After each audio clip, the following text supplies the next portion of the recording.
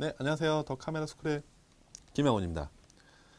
이번 시간은 우리가 아직 모르는 카메라 기능들에서 한번 알아보도록 하겠는데요.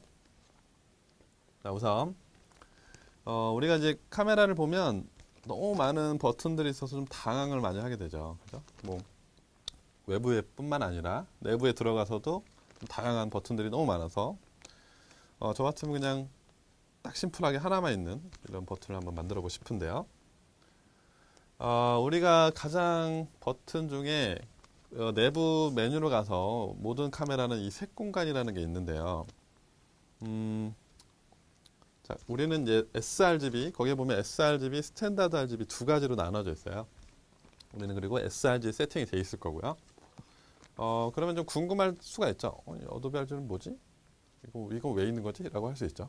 그걸 좀 쓰지는 않아도 우리 알아야 되니까 sRGB는 결국 이제 스탠다드 RGB라고 해서 우리가 늘상 보는 이제 모니터, TV, 그리고 뭐 여러 가지 모든 것들, PDP 뭐 이런 것들이 다 그냥 스탠다드 RGB로 다 세팅이 돼 있어요. 근데 그런 걸로 이제 인화를 하다 보니까 나중에는 약간 녹색이나 청색 쪽에서 좀 디테일한 면이 조금 약간 떨어진다고 해서 아도비사에서 아도비 RGB라는 1998년에 그걸 하나 만들게 되죠. 인쇄용으로 적합한 거죠.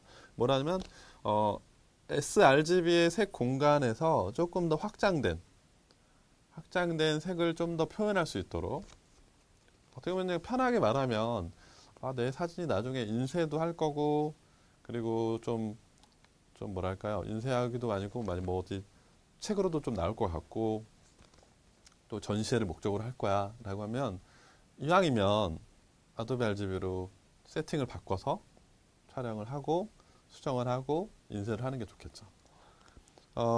RGB라는 건 원래 빛의 삼원색이라고 그러잖아요. 그죠? RGB 이 세 가지가 있는데 RGB 우리가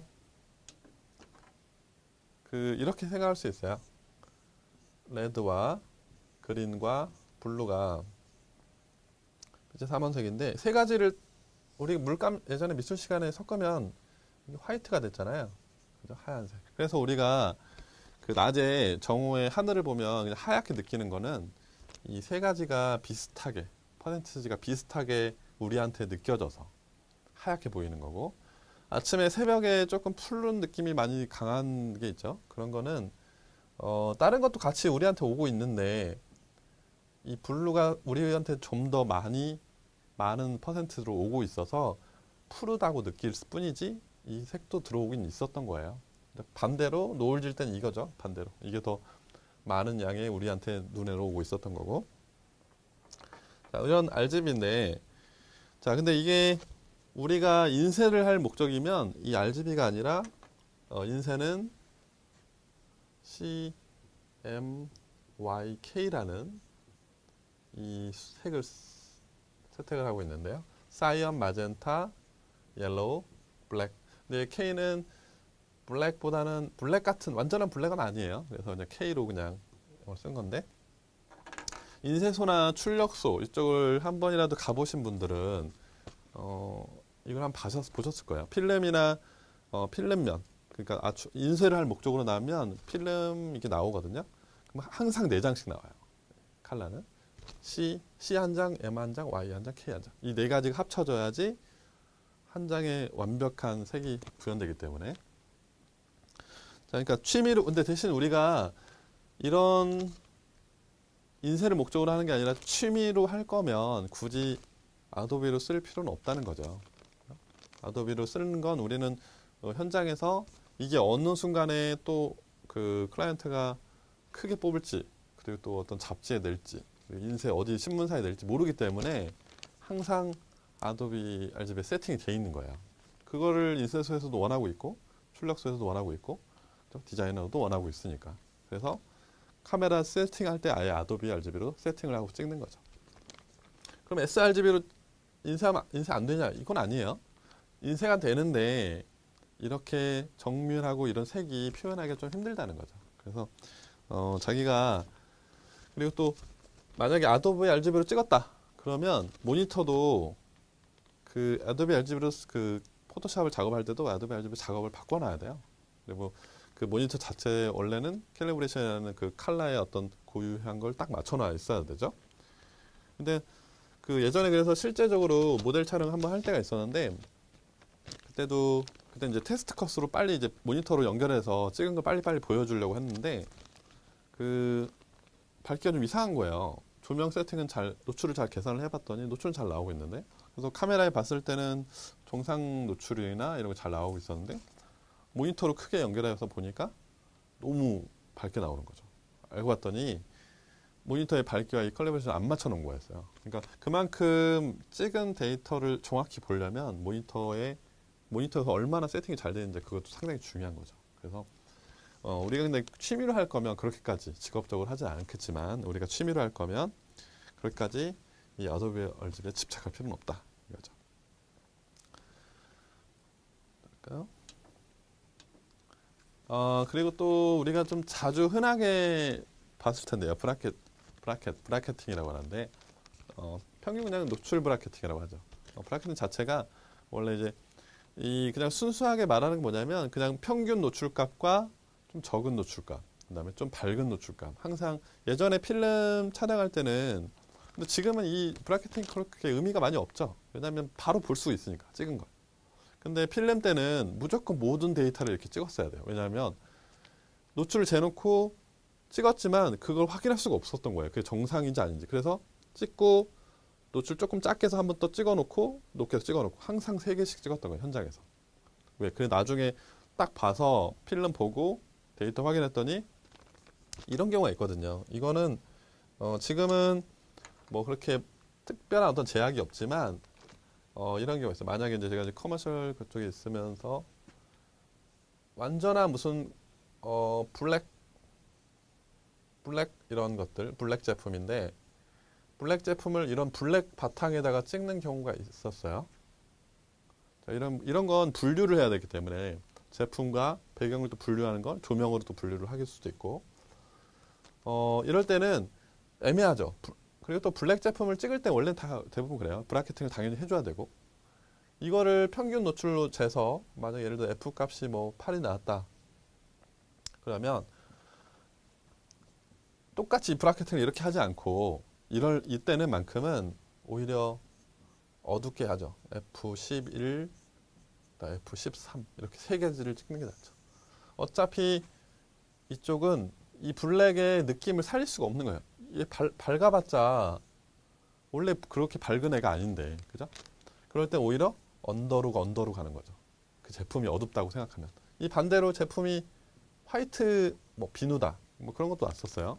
하얀색 비누를 찍어달라고, 하얀색 배경에.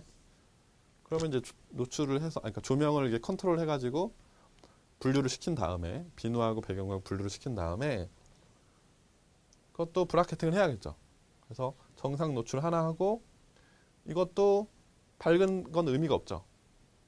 다 하얀데 밝아버리면 날아가 버릴 거잖아요. 그래서 오히려 언더로 여러 개를 찍는 거죠. 평균만 해도 밝을 거래요, 이거는. 이것도 평균만 해도 밝을 거고. 그러니까 모든 걸, 그러니까 책에서 보면, 만약에 여러분이 책에서 봤으면 모든 걸 이렇게 찍었어야 돼요. 그리고 이런 예밖에 없으니까. 근데 저는 현장에서 가보면 이렇게 찍을 수가 없다는 거예요, 현장에서는. 현장에서는 그 상황이, 그 제품이, 그 주제가, 그 서브젝트가 뭐냐에 따라서 노출의 브라켓팅을 이렇게 해야 된다는 거죠. 노출의 브라켓팅. 항상 노출을 보여서 이렇게 하는 게 아니라 노출의 브라켓팅을 이렇게 해야 된다는 거죠. 그게 현장에서 지금 하고 있는 노출 브라켓팅이고, 지금은 근데 아까도 말했지만 그러니까 디지털 카메라 자체적으로 바로바로 확인을 할 수 있으니까 굳이 이렇게까지 할 필요는 없었죠. 그러니까 필름 때는 좀 상당히 중요했죠, 이 노출 브라켓팅이. 그래서 막 라면에 스푼 넣듯이 항상 따라다녔어요, 노출 브라켓팅. 필름에서는.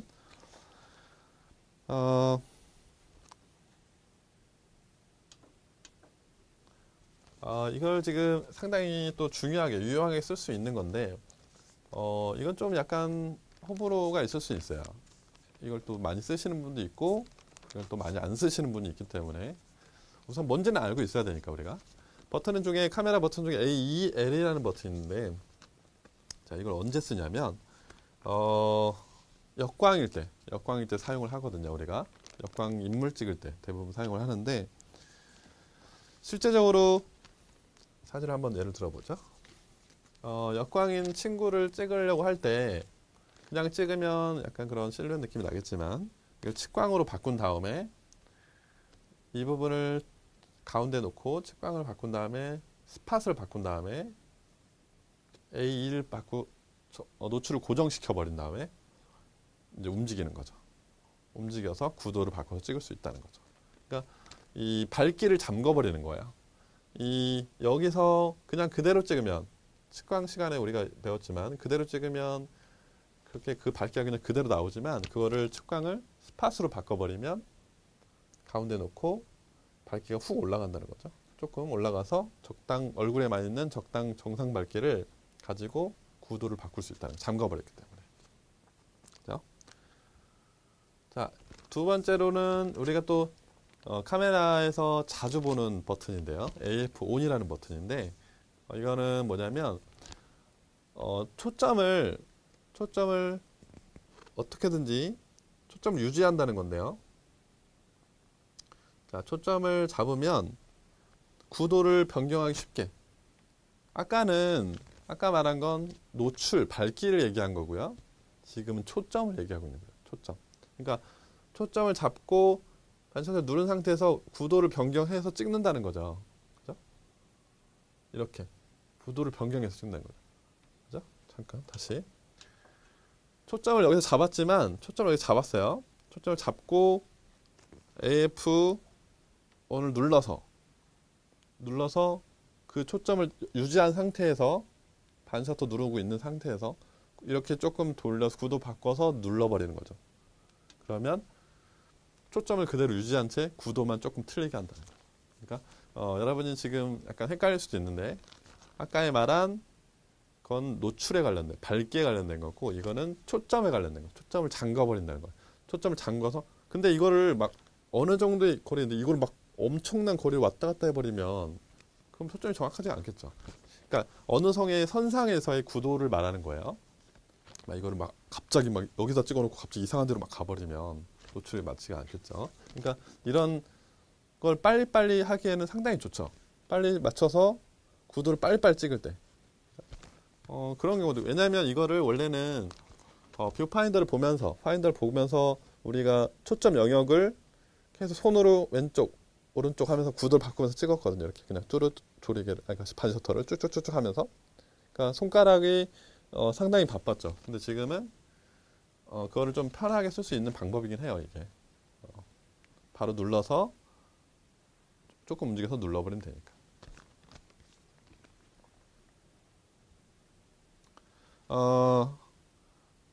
노출 보정이라는 건 이것도 좀 많이 보시게 될 거예요.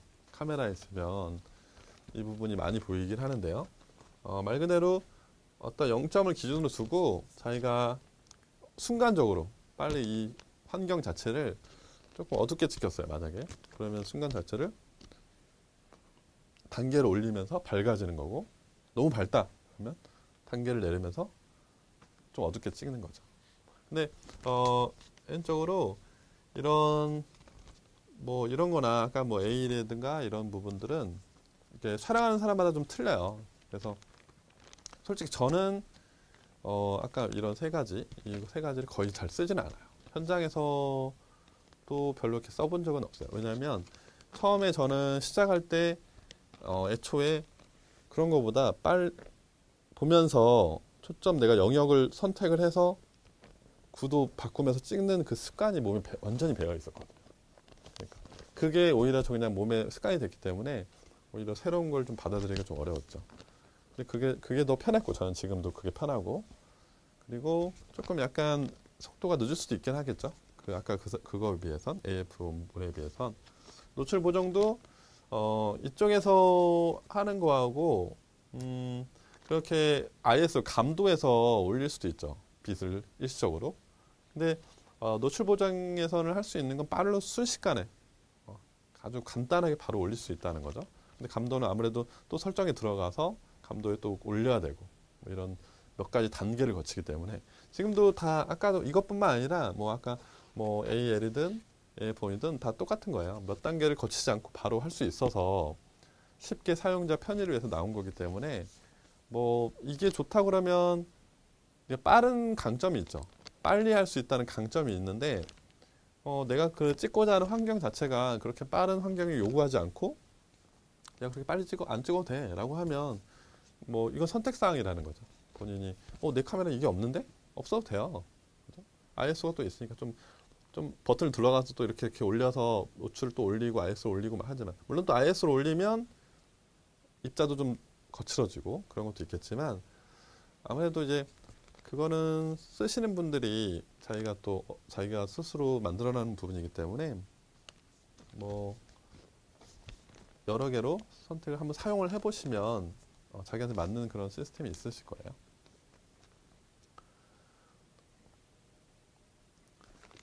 정리를 좀 해볼까요? 아까 말했지만 인쇄 쪽, 인쇄나 이런 어떤 제가 전시회 이런 쪽으로 많이 갈 거 아니라면 sRGB로 촬영해도 무관하다 그 얘기를 해드린 거고요. 그러니까 아도비 RGB 같은 경우는 현장에서는 지금 직업적으로 하시는 분들은 계속해서 아도비 RGB로 사용을 많이 할 수밖에 없는 상황이고요. 그게 좀 더 인쇄나 다른 여러 가지 목적에서도 상당히 장점이 되기 때문에 근데 뭐 외부로 쓰고 뭐 내가 취미로 할 건데 굳이 뭐 아도비로 작업하지 않아도 된다 이거죠. 노출 브라켓팅으로 밝기를 안전하게 담아내자. 근데 뭐 필름 때는 이게 필수였지만 지금 그렇게 필수는 아니다라는 걸 알려드리고요. AL은 역광 촬영할 때 밝기에 관련된 거니까 스팟을 같이 쓰면 상당히 유용하게 쓸 수 있다는 거죠. 아까 말했지만 측광 모드를 스팟으로 바꾼 다음에 역광일 때 어떤 친구를 찍고자 할 때 역광에 창가 앞에 앉아 있을 때 그때 스팟을 바꾼 다음에 얼굴 가운데 있을 거 아니에요. 초점 영역이. 그때 반셔터를 누르면 이제 밝은 느낌이 나올 거예요. 그때 A를 눌러서 고정시킨 다음에 그 밝기를 고정시킨 다음에 찍어도 되고 그냥 조금 구도를 변경해서 찍어도 된다는 거죠. A4는 좀 빠르고 구도를 변경할 때 유용하게 쓸 수 있다는 거죠. 그러니까 직접 파인들 보고 자기가 그러니까 초점 영역을 누르면서 컨트롤하면서 좌우 위 아래를 왔다 갔다 하면서 찍는 것보다 한 번에 딱 눌러서 그 초점 맞추고 내가 움직여서 찍어버리면 된다는 거죠. 그러니까 어떻게 보면 상당히 빠르게 찍을 수 있죠. 그 영역을 바꿔서 계속 찍는 것보다. 그러니까 뭐 이런 같은 경우는 몇 번 찍어보시면 그 느낌을 좀 아시게 될 거예요. 근데 개인적으로는 꼭 모든 사진을 이렇게 찍으라 이렇게 추천하는 건 아니고 꼭 이런 게 아까도 했지만 이런 걸 쓰시는 분도 있고 저처럼 그냥 아날로그처럼 계속해서 그냥 쓰던 대로 그냥 굳이 이걸 쓰지 않고 내가 스스로 조금 움직여가면서 찍는 경우도 있기 때문에 그거는 뭐 본인이 선택하시는 게 있겠죠. 그래서 좀 밝기나 구도 같은 거에서 도움이 많이 좀 됐으면 해서 오늘 같은 거 했습니다. 뭐 오늘은 이제 이런 강의로 앞으로 이제 사진을 좀 촬영할 때 좀 뭐 빠른 촬영에도 좀 많이 도움이 됐으면 하면 그렇게 바랍니다. 오늘 강의는 여기까지 했습니다. 감사합니다.